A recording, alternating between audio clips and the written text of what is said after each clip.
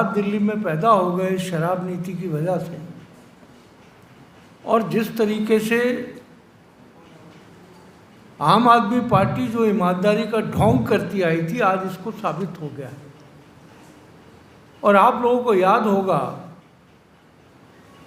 शीला दीक्षित जी जो हमारी पूर्व मुख्यमंत्री थी, जिस तरीके से उनको बेईमानी का सर्टिफिकेट बांटा जा रहा था और अपने आप को ईमानदारी का सर्टिफिकेट बांटा जा रहा था, आज उनकी आत्मा जो है शीला जी की, वो ज़रूर इस बात से राहत महसूस करेगी कि जिस आदमी की मक्कारियों को, जिस आदमी के झूठे प्रलोभन को, प्रचार को आज पहली मर्तबा दिल्ली के लोग जानने लगे हैं कि किस तरह की भ्रष्ट सरकार यह है। आपको याद होगा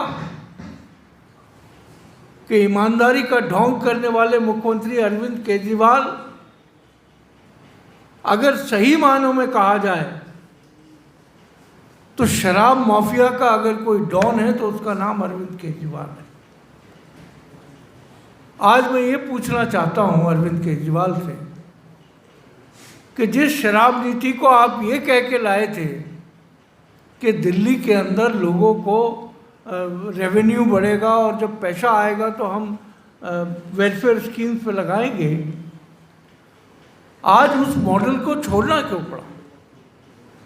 जिस मॉडल की तरफदारी अरविंद केजरीवाल और उनके सहयोगी मनीष सिसोदिया लगातार जिस तरह करते रहे, उस पॉलिसी को बदलकर वापस वो पॉलिसी जो कांग्रेस की सरकार ने हमेशा रखी, उसको क्यों लेके आए? और आप सब दिल्ली के जो पत्रकार हैं बहुत अच्छे से जानते हैं कि जो नई नीति थी उसके अंदर कितने सारे छेद थे, और वो धीरे धीरे करके पार्टी है उसको भी ये जवाब देना चाहिए कि क्यों आज उनकी आंखें खुली जब कांग्रेस लगातार इस बात को उठा रही थी। मैं कांग्रेस पार्टी की ओर से ये मांग करता हूँ कि अगर ये तमाम चीज़ों के अंदर सच्चाइयाँ हैं तो तुरंत रूप से जो दोषी हैं उनको जेल में पहुँचाया जाए। और आज तो कमाल ही हो गया, मनीष सिसोदिया जी कहते हैं कि वो मुझे कह रहे हैं कि तुम आ जाओ और हम जो है तुमको जो है सारे केस वापस ले लेंगे।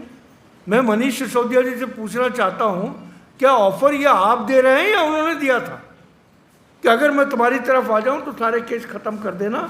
ये ऑफर मनीष सिसोदिया ने भारतीय जनता पार्टी को दिया या भारतीय जनता पार्टी ने उनको दिया था? ये सवाल बड़ा महत्वपूर्ण है और मैं समझता हूं कि दिल्ली के लोगों को इन तमाम चीज़ों के जवाब जानने की पूरा अधिकार है। और मैं समझता हूं कि जिस तरीके से जांच चल रही है, जिस तरीके से बेगैरती, हमेशा जब एक राशन कार्ड बनाने के चक्कर में महिलाओं को उत्पीड़न करने वाले मंत्री को निकाला गया तब भी यही कहा गया, राशन घोटाले में जब निकाला गया तब भी यही कहा गया, जब नकली डिग्री लॉ की पकड़ी गई तब भी यही कहा गया। अभी ताज़ा पंजाब की सरकार बनी जहाँ के स्वास्थ्य मंत्री जो है वो जेल में डाल दिए गए और उनको हटा दिया गया। अरे भाई, जब कोई चुनते हैं हम अपनी कैबिनेट में या आप कोई सदस्य को बनाते भी हैं तो उसकी जानकारी पूरी आपकी होती है और जिम्मेदारी भी आपकी होती है। इसका मतलब है या तो तयशुदा जो आपसे तय हुआ था वो आपको नहीं पहुंचा रहा है, इस वजह से आपने उसको बर्खास्त किया या उसको निकाला। अगर आप ईमानदार हैं, पारदर्शी हैं, तो ऐसे लोगों को मंत्री क्यों बनाया जाता है? मैं पूछना चाहता हूँ, 8 वर्षों में 80% से ज़्यादा मंत्री बर्खास्त किए गए, कोई जवाब है? आम आदमी पार्टी के नेता से ये पूछना चाहता हूँ कि इतनी झटपटाहट क्या थी कि इस पॉलिसी को तुरंत प्रभाव से चेंज करना पड़ा? ये जवाब कांग्रेस पार्टी मांगती है और ये जवाब अरविंद केजरीवाल को ज़रूर दिल्ली के लोगों को देना होगा। और जो कुछ भी उन्होंने अनियमितताएँ की हैं, जिस तरीके से दिल्ली को एक शराब की राजधानी बना दी और शिक्षा के मॉडल से ढकने की कोशिश कर रहे हैं, दिल्ली के लोग बहुत समझदार हैं। दिल्ली के लोगों ने हमेशा अपनी समझदारी का सबूत दिया है। हो सकता है कुछ वक्त के लिए वो बहक गए हों, लेकिन मुझे पूरी उम्मीद है कि आने वाले वक्त में दिल्ली के लोग इन चेहरों को अच्छे से पहचानेंगे और कानून भी अपना पूरा काम ईमानदारी से करेगा तो ये तमाम लोग जेल की सलाह। दिल्ली के अंदर आज जो हाल शिक्षा का है, आपको ये जानकर हैरानी होगी कि आज दिल्ली के अंदर तकरीबन 34,000 टीचर नहीं हैं। 1130 स्कूलों में प्रिंसिपल नहीं है। तकरीबन 760 पद जो हैं वो प्रिंसिपल के खाली हैं। और मनीष सिसोदिया और अरविंद केजरीवाल न्यूयॉर्क टाइम्स की बात करते हैं।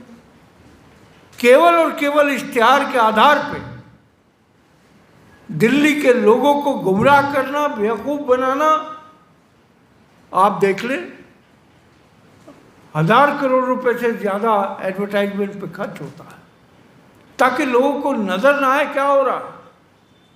पिछली सरकार में 4 मंत्री बर्खास्त किए गए भ्रष्टाचार पे, लेकिन अरविंद केजरीवाल के पास कोई डिपार्टमेंट नहीं था। आपको याद होगा बिजली के मामले में किस तरीके से अरविंद केजरीवाल छाती पीट पीट के कहते थे कि ये सरकार जो है कंपनियों से मिली हुई है। आज मैं अरविंद केजरीवाल से ये पूछना चाहता हूँ, ये जो फिक्स चार्ज जो 20 रुपये से 200 रुपये किया गया, ये किसकी मिली भगत है? जो पेंशन ट्रस्ट का 7% चार्ज किया जा रहा है, वो किसके लिए किया जा रहा है? मेरा कहने का मकसद ये है कि दिल्ली में सिर्फ पैसा कमाने के नाम पे और भ्रष्टाचार करने के नाम पर इस तरह के लुभावनी बातें करना कि दिल्ली में पोल्यूशन कम हो गया है, चौराहों के ऊपर नौजवान लड़के लड़कियां, हमारे छोटे भाई बहनों को एक बोर्ड लेके खड़ा कर देना। आज भी दिल्ली के अंदर जो पोल्यूशन है, पूरी दुनिया में अगर सबसे ज़्यादा कोई पॉल्यूटेड शहर है तो वो दिल्ली है। हम ये मांग करते हैं कि इस एक्साइज पॉलिसी का, अगर भारतीय जनता पार्टी इतनी संजीदा है और नूरा कुश्ती नहीं लड़ रही है, तो अब तक मनीष सिसोदिया को सलाखों के पीछे होना चाहिए और किस किस को इस पैसे का फ़ायदा हुआ उनका नंबर ज़रूर लगना चाहिए, क्योंकि तभी जाके दिल्ली को निजात मिलेगी इस तरह के लोगों से जो केवल लुभावने नारों से और तकरीरों से या भ्रमिक इश्तिहार देकर दिल्ली के लोगों को गुमराह करते आए। आज दिल्ली के अंदर बेरोजगारी की बात नहीं करते। दिल्ली के अंदर क्या हमारी बेटियां और बेटे जो हैं उनको आप कोई भत्ता नहीं देते। गुजरात में जाके, हिमाचल में जाके आप 3-3 हज़ार रुपये का ऐलान करते।